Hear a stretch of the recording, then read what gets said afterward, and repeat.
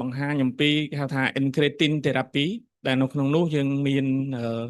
ជាថ្នាំចាក់ចំនួនថ្មីនៅក្នុងការព្យាបាលជំងឺទឹកនោមផ្អែមហើយនៅក្នុងថ្ងៃនេះដែរពួកយើងនឹងពិភាក្សាគ្នាថាតើក្រៅអំពីការព្យាបាលជំងឺទឹកនោមផ្អែមនឹងថាតើ incretin therapy នឹងវាមានផលប្រយោជន៍បែបណាខ្លះបន្ថែមទៀតបាទចឹងបើយើងក៏លេចមកមើលបញ្ហាជំងឺទឹកនោមផ្អែមនេះគឺជាការព្រួយបារម្ភរបស់យើងទាំងអស់គ្នាថានៅក្នុង IDS ឆ្នាំ2024បានបង្ហាញថាអត្រានៃអ្នកកើតជំងឺទឹកនោមផ្អែមមានរហូតដល់ទៅ589លាននាក់ដែលនៅក្នុងនោះបើគេគិតទៅថានៅក្នុងចំណោមមនុស្សដែលមានអាយុពី20ទៅ79ឆ្នាំ9នាក់គឺមានម្នាក់ហើយដែលមានជំងឺទឹកនោមផ្អែមជាពិសេសគឺជំងឺទឹកនោមផ្អែមប្រភេទទី2អញ្ចឹងវាជារឿងមួយដែលគួរឲ្យព្រួយបារម្ភហើយនឹងភ័យខ្លាចមែនទែនសម្រាប់ជំងឺនេះដោយសារ complication របស់វាក៏មានច្រើនជាពិសេសគឺអត្រាមរណភាពនៃអ្នកជំងឺនេះគឺមានការកើនឡើងជារៀងរាល់ឆ្នាំបើយើងក៏លេខមកមើលអំពីស្ថិតិរបស់បញ្ហា metabolic នៅក្នុងប្រទេសកម្ពុជាយើងក៏មានការសិក្សាដែរទាក់ទងទៅនឹងការធ្វើការសិក្សា step survey កាលពីឆ្នាំ2023ដែលបានបង្ហាញថាយើងមានប្រជាជនអដាលប្រហែលជា10លាននាក់ហើយនៅក្នុងនោះអត្រានៃអ្នកដែលមានជំងឺទឹកនោមផ្អែមប្រហែលជា7.5%អ្នកដែលមានជំងឺលើសឈាមមានប្រហែលជា16.8%អ្នកដែលមានបញ្ហា dyslipidemia hypercholesterolemia មានប្រហែលជា25%ហើយនឹងអ្នកដែលមានជំងឺធាត់មាន19%អញ្ចឹងរឿងនេះក៏ជារឿងដែលគួរឲ្យព្រួយបារម្ភដែរបញ្ហា metabolic នេះគឺវាមានការ link គ្នាទឹកនោមផ្អែមលើសឈាមលើសគីឡូលើសខ្លាញ់អញ្ចឹងជិត20%ជារឿងមួយដែលយើងពិបាកហើយនឹងត្រូវតែយកចិត្តទុកដាក់ឲ្យបានល្អប្រសើរមុននឹងឈានចូលទៅដល់ការព្យាបាលដោយថ្នាំខ្ញុំសូមរំលឹកបន្តិចអំពីថាតើហេតុអ្វីបានជាយើងមានបញ្ហាឡើងជាស្ករជំងឺទឹកនោមផ្អែមនេះគឺវាបង្កឡើងដោយមានអរហ្គានច្រើនចូលរួមជាពិសេសគឺទី1តកតងនឹងលំពេងគេថាវាមានការកើនឡើងនៃការបញ្ចេញ glucagon អំពីលំពេងការថយចុះការបញ្ចេញ insulin ហើយនៅនឹង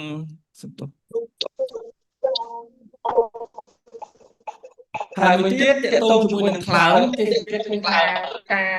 hepatic production របស់ glucagon ការកើនឡើងគឺបញ្ចេញជាតិស្ករពីខ្លោននោះចូលទៅក្នុងសរីរាង្គយើងក៏ច្រើនដែរការកើនឡើង lipolysis PCR lipase បញ្ហា dysfunction របស់ neurotransmitter នៅនឹងខួរក្បាលបញ្ហាគេហៅថា incretin effect មានការថយចុះនៅនឹងពោះវៀនការកើនឡើងការស្រូបជាតិស្ករពីតម្រងនោមចូលទៅក្នុងសរសៃឈាមហើយនឹងការថយចុះការចាប់យកជាតិស្ករទៅប្រើប្រាស់នៅក្នុងកោសិកាសាច់ដុំអញ្ចឹងមូលហេតុទាំងអស់នេះហើយធ្វើឲ្យអ្នកជំងឺរបស់យើងមានការកើនឡើងជាតិស្ករនៅពេលដែលយើងដឹងអំពី mechanism physiopathology របស់ជំងឺទឹកនោមផ្អែមយើងក៏មានការងាយស្រួលនៅក្នុងការស្វែងយល់អំពីថ្នាំព្យាបាលថ្មីដែលគេបានធ្វើការសិក្សាស្រាវជ្រាវហើយបង្កើតទៅជាថ្នាំទឹកនោមផ្អែមនឹងតែម្ដងចឹងថ្ងៃនេះដោយសារយើងនិយាយអំពី incretin ចឹងយើងត្រូវដឹងថាតើ incretin នឹងស្អីគេ incretin គឺជាអរម៉ូនដែលបញ្ចេញពីពោះវៀនដែលនៅក្នុងនោះយើងមានពីរ GIP glucose dependent insulinotropic polypeptide ដែលចេញពី cellule កោសិកាគេហៅ K cell របស់ពោះវៀនតូចហើយនឹង GLP-1 glucagon like peptide 1ដែលចេញពី L cell របស់ពោះវៀនតូចវាមានតួនាទីយ៉ាងសំខាន់នៅក្នុងការ regulation ជាតិស្កររបស់យើងនៅពេលដែលយើងញ៉ាំចំណីអាហារចូលបើយើងមើលអំពីគេហៅថា natural incretin ឬក៏ incretin based therapy នៅពេលដែលយើងញ៉ាំចំណីអាហារចូលទៅក្នុងខ្លួនយើងមានអរម៉ូនពីរដែលបញ្ចេញ GIP ហើយនិង GLP-1 ប៉ុន្តែអរម៉ូននេះនៅក្នុងខ្លួនមិនបានប្រមាណនាទីទេគឺវានឹងត្រូវកាត់ផ្ដាច់ដោយអង់ស៊ីមម្យ៉ាងឈ្មោះ DPP4 dipeptidyl peptidase 4អញ្ចឹងនៅពេលដែលយើងយល់អំពី mechanism ដែលយើងញ៉ាំបាយចូលទៅមានអរម៉ូនចេញមកអញ្ចឹងវាមាន development ចេញទៅជាថ្នាំទី1គឺទៅ block DPP4 inhibitor DPP4 គឺថ្នាំឈ្មោះ DPP4 inhibitor ដែលយើងមាន linagliptin sitagliptin ដែលជាថ្នាំព្យាបាលទឹកនោមផ្អែមដែលយើងស្គាល់ទាំងអស់គ្នាតាំងពីដើមមកហើយមួយវិញទៀតគឺយើងត្រូវការបញ្ចូលថ្នាំ GLP-1 ឬក៏ GIP ពីខាងក្រៅហ្នឹងជំនួស GLP-1 ហើយនិង GIP ដែលនៅក្នុងខ្លួនព្រោះវាមាន half life របស់វាទាបដោយសារវាកាត់ផ្ដាច់ដោយពពួក DPP4 អង់ស៊ីម DPP4 ហ្នឹងចឹងបើយើងមើលថាតើតួនាទីរបស់ GLP-1 ហើយនិង GIP ហ្នឹងវាមានតួនាទីបែបណានៅក្នុងខ្លួនយើងបានវាអាចបញ្ចុះជាតិស្ករបានវាអាចព្យាបាលជំងឺទឹកនោមផ្អែមរបស់យើងបានល្អ យើងបែងចែកជាពីរផ្នែកមួយចំហៀងគឺសម្រាប់ GIP មួយចំហៀងគឺសម្រាប់ GLP-1 ដែលនៅក្នុងនោះជារួមថាវាមាន effect ច្រើនទៅលើ organ ទី1គឺតាក់ទងជាមួយនឹង system nervous central GLP-1 ធ្វើឲ្យអ្នកជំងឺរបស់យើងអត់ឃ្លានបន្ថយការឃ្លានពីក្នុងខ្លួនបង្កើនការបញ្ចេញអ៊ីនស៊ូលីនបន្ថយការបញ្ចេញហ្លូយកាកុងពីកោសិកាលំពេងវាធ្វើឲ្យកាពះរបស់យើងញ៉ាំអីទៅគឺនៅកលនៅនឹង gastric empty យើងមានការថយចុះមានន័យថាញ៉ាំទៅតាមធម្មតានៅក្នុង physiology តែ2ម៉ោងអីគឺកាពះយើងបញ្ចេញចំណីអាហារទៅបាត់ហើយប៉ុន្តែ GLP-1 គឺមានតួនាទីឲ្យវា store នៅក្នុងកាពះនឹងយូរធ្វើឲ្យអ្នកជំងឺអត់ឃ្លានទេនៅនឹងថ្លើមយើងនិយាយគ្នាមិញហ្នឹងថាវាមាន glucose production ច្រើនសម្រាប់អ្នកជំងឺទឹកនោមផ្អែម GLP-1 វាជួយកាត់បន្ថយglucose production ចេញពីថ្លើមតាក់ទងជាមួយនឹងកិច្ចការងារទាំងអស់នេះធ្វើឲ្យ systemic glucose នឹងមានការថយចុះមួយផ្នែកទៀតគឺ GIP ធ្វើការហាក់ប្រហែលគ្នាដែរនៅនឹង system nervous central គាត់ថាបើប្រៀបធៀបទៅនឹង GLP-1 វាមានការស្ទើរជាងគ្នាបន្តិចនៅលើលំពេងគឺមានការបង្កើនការចេញអ៊ីនស៊ូលីនបង្កើនការបញ្ចេញហ្លូយកាកុងកន្លែងនេះខ្ញុំសូមទាញអារម្មណ៍បន្តិចថាហ្លូយកាកុងគឺជាអរម៉ូនអ៊ីពេគ្លីសេមីញ៉ុងមិនបានមានការបង្កើនហ្លូយកាកុងក្នុងករណីនេះគេធ្វើការសិក្សាទៅបានបង្ហាញថា GIP វាបញ្ចេញហ្លូយកាកុងតែពេលអ៊ីប៉ូគ្លីសេមីទេអញ្ចឹងយើងមិនបាច់បារម្ភថាចាក់អានឹងទៅឲ្យឡើងជាតិស្ករអីមិនមែនទេមួយទៀតគឺតកតងជាមួយនឹង tissue adipose គឺធ្វើឲ្យ insulin sensibility នៅកន្លែងហ្នឹង sensibility នៅកន្លែងហ្នឹងល្អវាធ្វើការងារល្អអញ្ចឹងវាចាប់យកកោសិកាចាប់យកជាតិស្ករទៅធ្វើ metabolic ច្រើននៅកន្លែងហ្នឹងធ្វើឲ្យយើងមាន store ជាតិខ្លាញ់នៅកន្លែងហ្នឹងវា improve សាច់ដុំយើងដែលថាតកតងជាមួយនឹងការចាប់យកជាតិស្ករទៅប្រើមិនបានល្អដោយសារវាអត់សូវមាន sensibility GLP-1 ហើយនិង GIP នេះក៏ធ្វើការនៅត្រង់កន្លែងហ្នឹងដែរនេះគឺជារចនាសម្ព័ន្ធរបស់ GIP ហើយនិង GLP-1 ដែលពីរ molecule នឹងបញ្ចូលគ្នាគឺហៅពពួកក្រុមទៀកសេបថៃចឹងបើយើងនិយាយអំពីទៀកសេបថៃគ្រប់ថ្នាំជំងឺទឹកនោមផ្អែមទាំងអស់ជាពិសេសគឺក្រុមថ្នាំចំនួនថ្មីតែងតែមានគេហៅថា SIVO trial គឺជាការសិក្សាអំពីប្រសិទ្ធភាពហើយនិងសុវត្ថិភាពនៅក្នុងការព្យាបាលដោយថ្នាំទាំងអស់ហ្នឹងនៅក្នុងនោះក្រុមពពួកទៀកសេបថៃក៏មានការ study ជាច្រើនបានបង្ហាញអំពីប្រសិទ្ធភាពហើយនិងសុវត្ថិភាពរបស់វាដែរនៅក្នុងនោះយើងមានការសិក្សា4ធំៗគឺពពួក Summon trial ហើយនិង Surpass program ហើយយើងនឹងលម្អិតនៅពេលបន្តិចទៀតទី1គឺតកតងជាមួយនឹងការសិក្សា Summon 1ដែលនៅក្នុងនោះគឺគេធ្វើការសិក្សាអំពីប្រសិទ្ធភាពរបស់ទៀកសេបថៃនៅក្នុងការព្យាបាលជំងឺ obesity ដែលមិនមានជំងឺទឹកនោមផ្អែមចឹងគេបានបែងចែកអ្នកជំងឺទៅជា4ក្រុមក្រុមទី1ប្រើទៀកសេបថៃ5មីលីក្រាមក្រុមទី2ប្រើ10ក្រុមទី3ប្រើ15ហើយនឹងប្រៀបធៀបទៅនឹងក្រុម placebo ជាលទ្ធផលឃើញថាអ្នកជំងឺដែលប្រើ5មីលីក្រាមអាចបញ្ចុះគីឡូបានរហូតដល់ទៅ 15% អ្នកដែលប្រើ10មីលីក្រាមអាចបញ្ចុះគីឡូបានរហូតដល់ 19.5% ហើយអ្នកជំងឺដែលប្រើ15មីលីក្រាមអាចបញ្ចុះ 20.9% ប្រៀបធៀបទៅនឹងក្រុម placebo ដែលអាចបញ្ចុះគីឡូបានតែត្រឹម3គីឡូទេការសិក្សាទី2គឺ Surmount 2គឺជាការសិក្សាអំពីប្រសិទ្ធភាពរបស់ទៀកសេបថៃទៅលើការព្យាបាលអ្នកជំងឺដែលមាន obesity ហើយមានជំងឺទឹកនោមផ្អែមប្រភេទទី2ដែលនៅក្នុងនោះគឺគេសិក្សាទៅលើ molecule ថ្នាំកម្រិត dose ទៀកសេបថៃ10 mg ហើយនិង15 mg ប្រៀបធៀបទៅនឹងក្រុម placebo ហើយនៅក្នុងនោះជាលទ្ធផលឃើញថាអ្នកជំងឺទឹកនោមផ្អែមហើយមាន obesity អាចបញ្ចុះគីឡូបាន 12.8% សម្រាប់អ្នកដែលប្រើ10 mgបញ្ចុះបាន 15% សម្រាប់អ្នកដែលប្រើ dose 15 mg មួយទៀតគឺជាការសិក្សាគេហៅថា head to head comparison របស់ទៀកសេបថៃប្រៀបធៀបទៅនឹង semaglutide ដែលនៅក្នុងនោះក្រុមអ្នកជំងឺដែលប្រើ semaglutide គឺកម្រិតដូស 1.7 ទៅ 2.4 ក្នុងមួយសប្តាហ៍ប្រៀបធៀបទៅនឹងអ្នកដែលប្រើទៀកសេបថៃចន្លោះពី10ទៅ15 mg ក្នុងមួយសប្តាហ៍ចឹងជាលទ្ធផលគេធ្វើការប្រៀបធៀបអំពីគីឡូរបស់គាត់ដែលមានការថយចុះឃើញថាក្រុមអ្នកដែលប្រើទៀកសេបថៃអាចបញ្ចុះគីឡូបាន 20.2% បើប្រៀបធៀបទៅនឹងក្រុមអ្នក semaglutide ព្រោះដូសកម្រិត 1.7 ទៅនឹង 2.4 ជាដូស maximal របស់ semaglutide ហើយគឺអាចបញ្ចុះបានត្រឹមតែ 13.7% ទេមួយទៀតតកតងជាមួយនឹងការសិក្សា Surpass program Surpass 1គឺជាការសិក្សាអំពីប្រសិទ្ធភាពរបស់ GIP និង GLP-1 ទាក់សេបថៃហ្នឹងទៅលើការព្យាបាលជំងឺទឹកនោមផ្អែមប្រភេទទី2គេចង់ដឹងថាតើក្រុមថ្នាំនេះវាអាចបញ្ចុះ HbA1c បានប្រមាណភាគរយនៅក្នុងការសិក្សាគេបានប្រើកម្រិតដូសថ្នាំ5 10ហើយនិង15 mg យើងឃើញថាអ្នកដែលប្រើត្រឹម5មីលីក្រាមក្នុងមួយសប្តាហ៍បញ្ចុះ HbA1c បាន1.87%អ្នកដែលប្រើ10 mg អាចបញ្ចុះបាន1.89%ហើយអ្នកដែលប្រើ15 mg អាចបញ្ចុះបាន2.07%នេះគឺជាប្រសិទ្ធភាពនៅក្នុងការបញ្ចុះ HbA1c របស់ក្រុមថ្នាំនេះ SECPAS2 គឺជាការប្រៀបធៀបទាក់សេបថៃទៅនឹងក្រុមសេម៉ាក្លុយថៃថាតើក្រុមថ្នាំទាំងពីរហ្នឹងបញ្ចុះ HbA1c អាណាបញ្ចុះបានច្រើនជាងអញ្ចឹងគេបែងចែកអ្នកជំងឺជា4ក្រុមក្រុមទី1ប្រើទាក់សេបថៃ5ក្រុមទី2ប្រើ10ក្រុមទី3ប្រើ15ហើយនឹងអ្នកដែលប្រើក្រុមសេម៉ាក្លុយថៃគឺ1 mg ចឹងជាលទ្ធផលឃើញថាក្រុមអ្នកដែលប្រើទាក់សេបថៃអាចបញ្ចុះ HbA1c បាន2.01% សម្រាប់អ្នកប្រើកម្រិត5 mg 2.24% សម្រាប់អ្នកដែលប្រើ10 2.30% សម្រាប់អ្នកដែលប្រើ15ហើយមួយទៀតក្រុមសេម៉ាក្លុយថៃបញ្ចុះត្រឹមតែ1.86%ទេអញ្ចឹងមានន័យថាម៉េចតាមរយៈការសិក្សានេះបានបង្ហាញថានៅក្នុងកម្រិតដូមួយដែលខ្ពស់បើប្រៀបធៀបទាក់សេបថៃទៅនឹងសេម៉ាក្លុយថៃទាក់សេបថៃអាចបញ្ចុះ HbA1c បានច្រើនជាង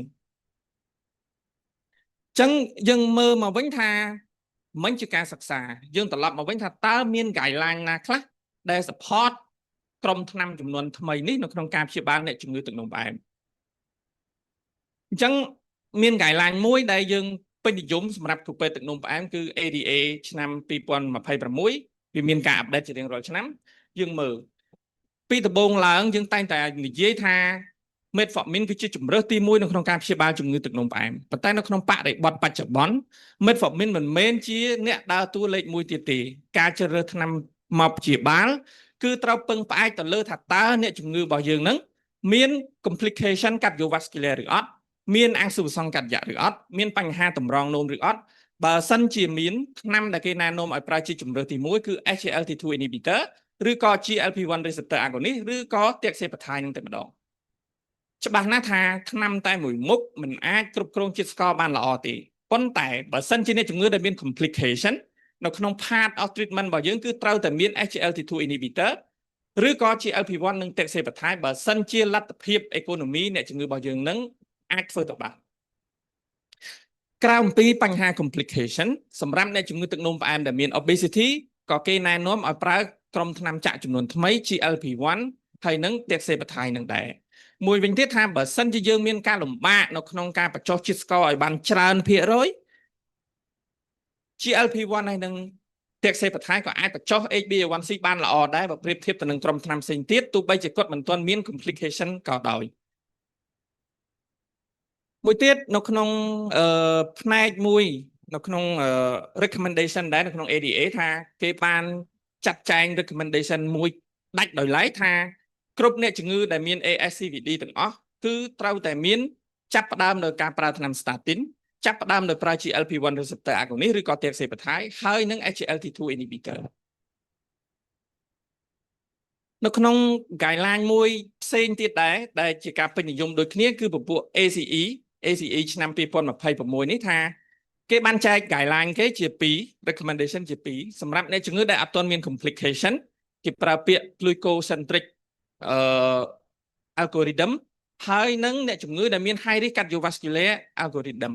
នៅក្នុងនោះឃើញថាសម្រាប់អ្នកជំងឺដែលមាន complication cardiovascular ឬក៏មានអាំងសុបសង្កតយៈថ្នាំក៏គេណែនាំដូចប្រហាក់ប្រហែលទៅនឹង ADA ដែរថាថ្នាំដែលត្រូវប្រើគឺត្រូវតែមាន GLP-1 receptor agonist ឬក៏ទាក់សេបថៃឬក៏ SGLT2 inhibitor អាចបញ្ចូលទៅជាមួយគ្នានៅក្នុង part of treatment របស់គេឲ្យខាងតែបាននៅក្នុង recommendation ហ្នឹងមួយវិញទៀតក្រៅអំពី recommendation ADA ក្រៅអំពី AACE យើងក៏មាន recommendation គេហៅថា obesity European Association of Study of Obesity ដែលនៅក្នុងនោះ GLP-1 ហើយនឹងទាក់សេបថៃគឺជាថ្នាំដែលគេណែនាំជាជម្រើសដ៏ល្អហើយនឹងសំខាន់ខ្លាំងមែនទែននៅក្នុង part of management របស់គេចឹងជាសរុបមកវិញថាហេតុអីបានថ្នាំចំនួនថ្មីហ្នឹងយើងនាំគ្នាថាល្អយើងនាំគ្នាថាវា សប្បាយចិត្តដែលឆ្នាំទាំងអស់នោះត្រូវបាននាំចូលដោយ pharma ចូលមកក្នុងប្រទេសកម្ពុជាដែលយើងមានឱកាសក្នុងការព្យាបាលជំងឺរបស់យើងបានល្អទី1យើងមើលទៅឃើញថាវាអាចបញ្ចុះ HbA1c បានល្អរហូតដល់ទៅ 2.3% អាចបញ្ចុះគីឡូបានដល់ 21% insulin sensibility របស់យើងមានការល្អវា improve metabolic ផ្សេងតាក់ទងជាមួយនឹង mass ហើយនិង MASLD ហើយជួយកាត់បន្ថយ complication cardiovascular របស់យើងក៏បានល្អប្រសើរដែរអញ្ចឹងបើយើង summary មកវិញថាតើក្រុមថ្នាំទាំងអស់នេះ indication របស់វាមានអីខ្លះច្បាស់ណាស់ថានៅក្នុងការព្យាបាលជំងឺទឹកនោមផ្អែមប្រភេទទី2ហើយការព្យាបាលជំងឺទឹកនោមផ្អែមប្រភេទទី2ដែលមាន complication ច្រើនក៏ដូចជា comorbidity អ្នកជំងឺដែលមានគេហៅថា MASLD metabolic dysfunction associated ជាមួយនឹង steatotic liver disease MASH steatohepatitis តកតងជាមួយនឹង management របស់ obesity ហើយនិង overweight តកតងជាមួយនឹង sleep apnea ក៏មាន indication របស់ tirzepatide ដែរហើយមួយទៀតគឺតកតងនឹងការខ្សោយបេះដូងក៏ថ្នាំនេះមាន indication ដែរអញ្ចឹងតកតងនឹងការប្រើប្រាស់យើងដឹងអំពី guideline យើងដឹងអំពីប្រសិទ្ធភាពរបស់វាបើសិនជាចាំបាច់នៅក្នុងការប្រើប្រាស់តើយើងនឹងប្រើប្រាស់ដោយរបៀបណាទី1កម្រិតដូសថ្នាំនេះគេឲ្យចាប់ផ្ដើមពី 2.5 mg ក្នុងមួយសប្តាហ៍ដើម្បីកាត់បន្ថយ side effect របស់វាអញ្ចឹងសប្តាហ៍ទី1ទី2ទី3និងទី4យើងប្រើដូស 2.5 mg ចាប់ពីបានមួយខែ4អាទិត្យអាទិត្យទី5យើងអាចតម្លើងដូសទៅ5 mg បើសិនជាយើងចង់ឲ្យគីឡូរបស់គាត់ស្រកជាងនឹងឬក៏ metabolic profile របស់យើងចង់ឲ្យបានល្អជាងនឹងយើងអាចតម្លើងបានយើងធ្វើការដំឡើងដូសរៀងរាល់មួយខែម្ដងរហូតដល់ដូស maximal 15 mg ក្នុងមួយសប្តាហ៍ប៉ុន្តែនៅក្នុងការ practice របស់យើងប្រចាំថ្ងៃខ្ញុំគិតថាត្រឹមដូសនៅស្រុកខ្មែរយើងជាបទពិសោធន៍ដូស5ឬក៏ 7.5 ក្នុងមួយសប្តាហ៍នេះគឺទទួលបានប្រសិទ្ធភាពល្អខ្លាំងមែនទែនអញ្ចឹងការដែលតម្លើងទៅដូសខ្ពស់ពេកអាចថាការចំណាយរបស់គាត់កាន់តែច្រើនបើសិនជាយើងមានលទ្ធភាពត្រឹមដូសត្រឹម 7.5 ក្នុងមួយអាទិត្យក៏ល្អដែរមួយទៀតបើសិនយើងភ្លេចព្រោះថ្នាំអាទិត្យម្ដងពេលខ្លះប្រឈមនឹងការភ្លេចបើសិនជាគាត់ភ្លេចលើសពី4ថ្ងៃយើង skip មកទៅចាំចាក់ដូសថ្ងៃនៅក្នុងអាទិត្យក្រោយតែបើសិនជាមុន4ថ្ងៃយើងចាប់ផ្ដើមចាក់ហើយយើង reschedule រាប់មួយអាទិត្យសម្រាប់ដូសបន្ទាប់មកទៀតចឹងសួរថា precaution ហើយនិង monitoring ជាការពិតណាស់ថាថ្នាំទាំងអស់នេះថ្នាំណាក៏តែងតែមានកុង indication ដែរប៉ុន្តែនៅក្នុងtirzepatideនេះកុង indication ដែល absolute ទី1អ្នកជំងឺដែលមានប្រវត្តិធ្លាប់មានរលាកលំពេងអ្នកជំងឺដែលមាន family history ឬក៏ personal history របស់កង់ medullary thyroid ឬក៏ MENDER តកតងជាមួយនឹងការចាក់ថ្នាំហើយនឹងការ monitoring រឿងសំខាន់គេគឺ side effect របស់គាត់អ្នកខ្លះអាចក្អួតអ្នកខ្លះអាចចង្អោរអ្នកខ្លះអាចញ៉ាំអីអត់បានហើយអ្នកដែលគួរឲ្យប្រយ័ត្នប្រយែងជាងគេមួយទៀតបើសិនជាយើងចាក់នៅក្នុងបុតព្យាបាលជំងឺ nephropathy diabetic ដែលគាត់មាន advanced stage របស់ CKD ព្រោះអ្នកជំងឺខ្លះគាត់មាន malnutrition មកជាមួយផងគាត់មាន syndrome uremic មកបន្តិចបន្តួចផងចាក់ថ្នាំនឹងទៅទៀតក្អួតញ៉ាំអីអត់បានអានឹងក៏យើងត្រូវតែមានការប្រុងប្រយ័ត្នតែសម្រាប់អ្នកផ្សេងទៀតយើង monitoring GI function របស់គាត់ទៅឃើញថាអាចដំណើរការបានល្អសូមថ្លែងអំណរគុណដល់ការយកចិត្តទុកដាក់ស្ដាប់របស់លោកគ្រូអ្នកគ្រូបាទ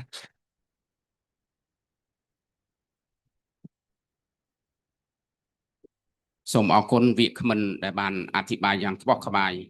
ដូច្នេះជាឱកាសសំណួរខ្ញុំមិនទាន់ comment អីទេចាំសំណួរអរលោកស្រីមានឱកាសពីព្រោះយើងជាបំផុតទេយើងបានដឹងទាំងអស់គ្នានៅការបកស្រាយរបស់គាត់ដូច្នេះសូមអរលោកស្រីដែលបានចូលរួមសូមមានយោបល់និងសំណួរបានបាទសូមអរគុណសូមរេជា question បាទជាបឋមខ្ញុំបាទតំណាងឲ្យមន្ទីរសុខាភិបាលខេត្តសៀមរាបការបទបង្ហាញនេះឃើញថាល្អក្បោះក្បាយល្អប៉ុន្តែក្បោះក្បាយល្អចំពោះអ្នកឯកទេសដែលធ្វើការនៅផ្នែកជំងឺទឹកនោមផ្អែមស្លាយនេះបង្ហាញទៅមិនឃើញមានទិន្នន័យណាសម្រាប់គ្រប់គ្រងគឺនៅក្នុងមន្ទីរពេទ្យអីសោះស្លាយនេះបង្ហាញមកវាល្អហើយថ្មីហើយតន់ពេលវេលាហើយថ្នាំល្អគួរតែយកមកប្រើហើយប៉ុន្តែក្រសួងសុខាភិបាលដូចជាមិនទាន់មាន guideline ណាប្រើថ្នាំនឹងទេខ្ញុំគិតថាការបង្ហាញនៅពេលនេះគួរតែយកទៅតាម guideline របស់ក្រសួងបានវាចំដល់ពេលនេះលក្ខណៈបង្ហាញស្លាយនេះវាចូលទៅក្នុងលក្ខណៈបង្ហាញឲ្យពាណិជ្ជកម្មក្រុមហ៊ុនវាដូចអត់មានចូលទៅក្នុងនេះខ្ញុំឃើញទៅដូចជាចូលក្នុងពាណិជ្ជកម្មក្រុមហ៊ុនវិញវាអត់ វាអត់ចំសម្រាប់គ្រប់គ្រងក្នុងមន្ទីរពេទ្យក្នុងជំងឺរបស់លោកដែលគ្រប់គ្រងរាល់ថ្ងៃនេះអត់មានចូលមួយថ្ងៃត្រូវធ្វើអីខ្លះឲ្យថ្នាំតាមរូបមន្តណាមានផលលំបាកស្អីអត់ទៅចូលទៅក្នុងក្រុមហ៊ុនថ្នាំទាំងអស់ខ្ញុំចាប់អារម្មណ៍ត្រង់នេះមួយគឺថាល្អក៏ប៉ុន្តែវាអត់ចូលក្នុងបដិបត្តិយើងនេះខ្ញុំគិតតែប៉ុណ្្នឹងខ្ញុំគាត់មាននយោបាយប៉ុណ្្នឹងឯង អ បាទ រគុណលោកវាគ្មិនបកស្រាយសិនបាទមើលច្រឡប់ប្រហោងខ្ញុំថែម ខ្ញុំសូមថ្លែងអំណរគុណសម្រាប់ comment របស់លោកគ្រូប៉ុន្តែមែនទែនទៅអ្វីដែលយើងនិយាយគឺសុទ្ធសឹងតែជាបច្ចេកទេសទាំងអស់ហើយឈ្មោះថ្នាំរបស់ក្រុមហ៊ុនក៏អត់មានបានមិនសិនដែរអញ្ចឹងខ្ញុំគិតថាវាមិនមែនជាការផ្សាយពាណិជ្ជកម្មគ្រាន់តែជាការអាប់ដេតទាក់ទងនឹងការព្យាបាលជំងឺទឹកនោមផ្អែមប្រភេទទី2យើងគិតថាខ្ញុំគិតថា niveau របស់យើងនៅតាមខេត្តសៀមរាបជាខេត្តមួយដ៏ធំគូពេទ្យព្យាបាលទឹកនោមផ្អែមសឹងថាច្រើនជាងខ្ញុំអ្នកនៅភ្នំពេញមែនទែនទៅមួយថ្ងៃអាចដល់2ទៅ300នាក់នោះអ្នកជំងឺទឹកនោមផ្អែមអញ្ចឹងថ្នាំអ្វីដែលមាននៅក្នុង guideline របស់យើងថ្នាក់ជាតិហ្នឹងគឺយើងស្ថិតថាស្គាល់ទាំងអស់ហើយក្នុងឱកាសនេះគឺឆ្លៀតមកថាមានអីដែលថ្មីបន្ថែមទៀតដែលស្រុកខ្មែរយើងមានពួកអ្នកជំងឺមិនដូចគ្នាទេអ្នកខ្លះគាត់មានលទ្ធភាពដែរគាត់នៅសៀមរាបមែនតែគាត់មានលទ្ធភាពគាត់គួរតែទទួលបានការព្យាបាលតាមបែបថ្មី niveau ថ្នាក់ជាតិរបស់យើងដែរអញ្ចឹងបើសិនជាគិតទៅបើសិនយើងដឹងពីអ្វីដែលថ្មីយកមក apply នៅក្នុងអ្វីដែលយើងធ្លាប់ដឹងពីមុនមកខ្ញុំគិតថាវាមានផលល្អដែរបាទ បាទខ្ញុំសូមបន្ថែមសំណួរលោកអនុប្រធានមន្ត្រីបាទលោកលឿនតាមពិតទៅវេទិកាទិវាអភិវឌ្ឍវិជ្ជាជីវៈសុខាភិបាលមិនកំណត់ទេនេះមិនមែនជាការបង្ហាញ guideline ទេលោកស្រីបានចូលរួមធ្វើត្បិតតែពាក្យភាសាបច្ចេកទេសយើងដឹងថាព្រោះយើងសិតតែវិជ្ជាបណ្ឌិតដូច្នេះថ្នាំថ្មីមិនមែនអួតអាងឲ្យខាងក្រុមហ៊ុនទេនេះជាគេហៅថាអញ្ចឹងយើងបាននិយាយគ្នាថាគេហៅ conflict of interest ខ្ញុំមកទីនេះមានក្រុមហ៊ុនណាមួយបាន support ទេជាដូចអស់លោកចឹងជាសមាជិកជាកោសិកានៃខេត្តយើងដែលលោកវិជ្ជបណ្ឌិតអ៊ុយចន្ទថុលជាប្រធានក្រុមប្រឹក្សាខេត្តបានលើកនឹងរៀបចំនឹងរៀងរាល់ឆ្នាំហ្នឹងដើម្បីអភិវឌ្ឍបាទប្រែមកថាអភិវឌ្ឍចំណេះដឹងបន្តមិនអាចឈប់បានដូច្នេះបើស្រុកគេបើយើងរងចាំថាចាំដល់មាន guideline ក្រសួងមិនមែនទេក្រសួងក៏គាត់អត់បានបិទដែរនៅភ្នំពេញខាងកាដេតនេះលោកនេះជាអនុប្រធានខាងសមាគមបច្ចេកវិទ្យានិងសមាគមទឹកនោមផ្អែមដែលខ្ញុំធ្លាប់បានចូលរួមយើងបានលើកយករហូតដល់យើងសប្តាហ៍យើងប្រើពាក្យ CKM ដែលអស់លោកអត់ស្រីអត់ទាន់ដឹងថា CKM ជាស្អី Cardiokidney Metabolic Syndrome ពីនៅក្នុងនឹងចុះបើឪពុកម្ដាយយើងឈឺបងប្អូនយើងឈឺបន្ទាប់ពីធ្វើ stent PCI រួចបានអីប្រើនេះ indication ដែលយើងចង់និយាយថាបើយើងអត់ដឹងមិនមែនការបិទសិទ្ធឬក៏មិនមែនការ limit នៃចំណេះវិជ្ជាទេបងដូច្នេះខ្ញុំគិតថាលោកវាគ្មិនបានបកស្រាយយ៉ាងក្បោះក្បាយទាំងមេកានិសយន្តការមិនពាក់ព័ន្ធក្រុមហ៊ុនព្រោះថ្នាំនឹងឈ្មោះនៅលើពិភពលោកគេហៅ term medical term គេហៅ Tirzepatide អញ្ចឹងគ្រាន់តែគេលើកយកពីលទ្ធផលនៃការអង្កេតនេះគេហៅថា clinical trial យើងយក result មានន័យថាងាប់ប្រមាណរស់ប្រមាណបន្ទាប់ពីប្រើដូច្នេះអមមកថាធ្វើ PCI រួចបានឲ្យប្រើនឹងបាទដូច្នេះយើងដឹងថា micro complication វាឲ្យអី macro complication យើងយកទិន្នន័យពិភពលោកប្រទេសណាក៏ដែរក៏យក result របស់ UKPDS United Kingdom Prospective Study នេះគេយកដែលលោកបង្ហាញមិញវាមានគេហៅថា SIPA អីទេបងដូច្នេះមិនមែនជាការបង្អួតថ្នាំអីទេដើម្បីផ្ដល់ឱកាសដែលបងប្អូនយើង